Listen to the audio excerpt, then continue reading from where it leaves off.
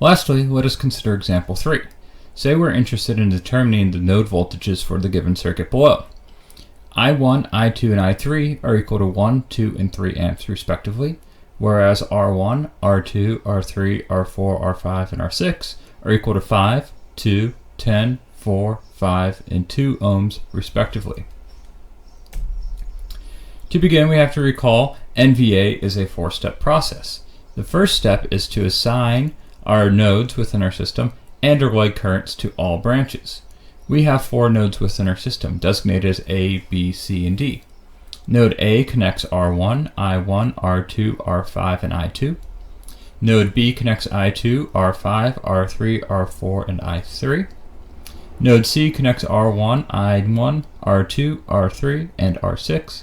And lastly, node D connects R6, R4, and I3.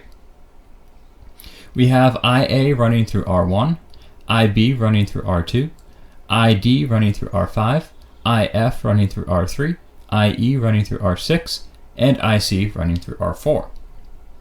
Step 2 is to assign the voltage potentials consistent with the passive sign convention. V1 corresponds to R1 based upon the direction of IA. V2 corresponds to R2 based upon the direction of IB. V5 corresponds to R5 based upon the direction of ID. V3 corresponds to R3 based upon the direction of IF. V6 corresponds to R6 based upon the direction of IE. And V4 corresponds to R4 based upon the direction of IC. Step 3 is to apply n-1 KCL equations applied to our non-zero nodes. That is, if we assume node D is our ground, we can apply our KCL equations to nodes A, B, and C. Beginning with node A, we see we have I1 and I2 entering, and IA, IB, and ID exiting. That is, I1 plus I2 is equal to IA plus IB plus ID. Our fourth step is to apply Ohm's law in terms of node voltages. That is, our KCL equation at node A can be expressed as 3 amps entering is equal to IA plus IB plus ID.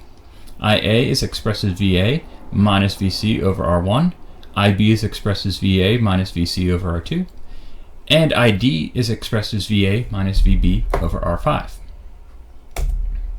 At node B, we recognize we have I3 and ID entering, whereas we have I2, IF, and IC exiting. Therefore, our KCL equation is I3 plus ID is equal to I2 plus IC plus IF. Applying Ohm's law in terms of our node voltages, we have the following.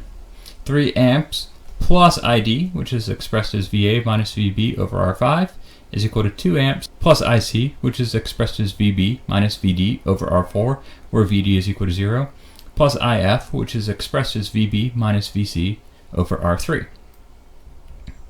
Lastly, at node C, we have IA, IB, and IF entering, and we have I1 and IE exiting.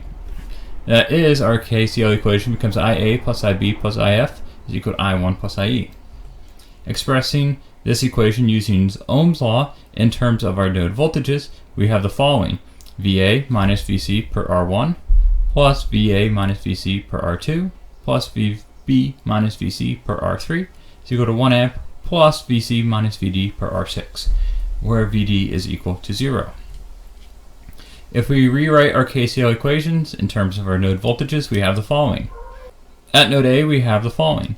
VA times the quantity 1 per R1 plus 1 per R2 plus 1 per R5 minus VB times the quantity 1 per R5 minus VC times the quantity 1 per R1 plus 1 per R2 is equal to 3 amps. At node B, we have VA times the quantity 1 per R5 minus VB times the quantity 1 per R3 plus 1 per R4 plus 1 per R5 plus VC times the quantity 1 per R3 is equal to minus 1 amps. At node C, we have VA times the quantity 1 per R1 plus 1 per R2 plus VB times the quantity 1 per R3 minus VC times the quantity 1 per R1 plus 1 per R2 plus 1 per R3 plus 1 per R6 is equal to 1 amp. In matrix form, after substituting in the numeric values for R1 through R6, we have the following. 0.9 VA minus 0.2 VB minus 0.7 VC is equal to 3. 0.2 VA minus 0.55 VB plus 0.1 VC is equal to minus 1 amp. And 0.7 VA plus 0.1 VB minus 1.3 VC is equal to 1. Solving for VA, VB, and VC, we have the following. VA is equal to 7.1579 volts, VB is equal to 5.0526 volts, and VC is equal to 3.4737 volts.